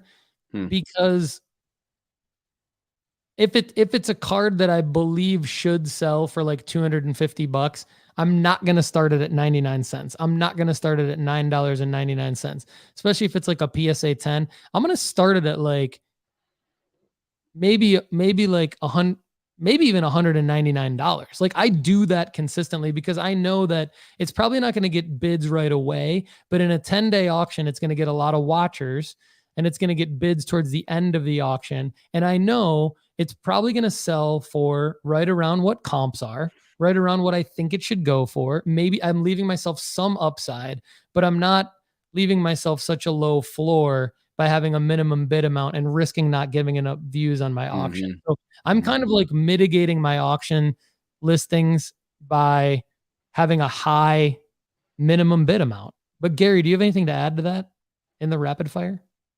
I'm the same way, Paul. I like to list the auction to start at a price that if, here's my worst case scenario. I need to move it. Okay. But I still want to be in the mix for other bids. So I'm with you. Cool.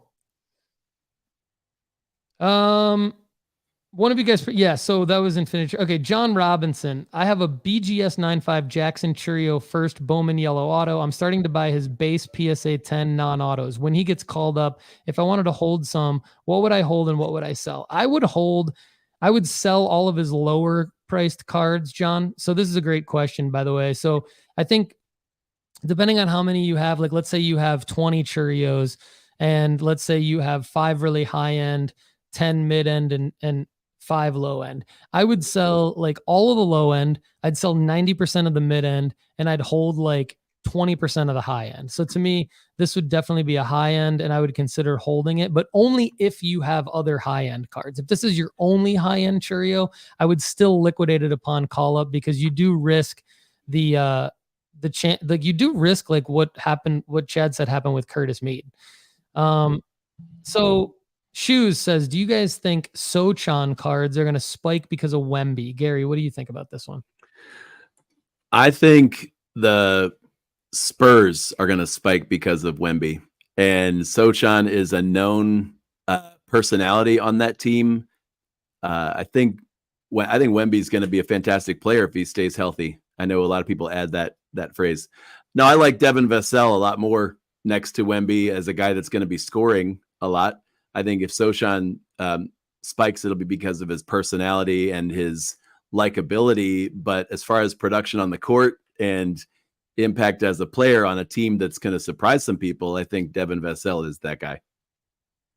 I can't tell all of you enough how much I appreciate how much all of you make this show what it is. The audience, the nooffseason.com family, Gary from Hoops and Cards, Kendall, Chad, Connor, Sonia, everybody working hard on this show. Duke Dotson from Graybows, who's going to be on the show next week. Thank you so much, everybody, for making this show what it is. Really appreciate all of you. I would advise that any money that you would put into any other Spur, that you just save it up and try to put it into a player who's actually going to be good in the future, whether it's Wemby or somebody else. That's just my take. And everybody, thanks so much for watching and listening to the Sports Card Strategy Show. Gary, thanks so much for hanging on till the very, very end here. You're the man. Great to talk to you. Anything else you want to add before we sign off, Gary? Thank you, Paul. I love what you're doing. Love Sports Card Strategy Show, and it's always fun to hang out with you and great to meet the guys today. I love the riskiness and upside of Ja Morant. It seems like Desmond Bane is going to get all the shots in the meantime, so I wouldn't sleep on Bane as a flip. But yeah, it's great to be with you again, as always. You're the man, Gary. Everybody out there, have a great day. We will see you very soon as we continue to create more content on the network. We want your feedback. Email me at paul@nooffseason.com. Thanks. Have a great day.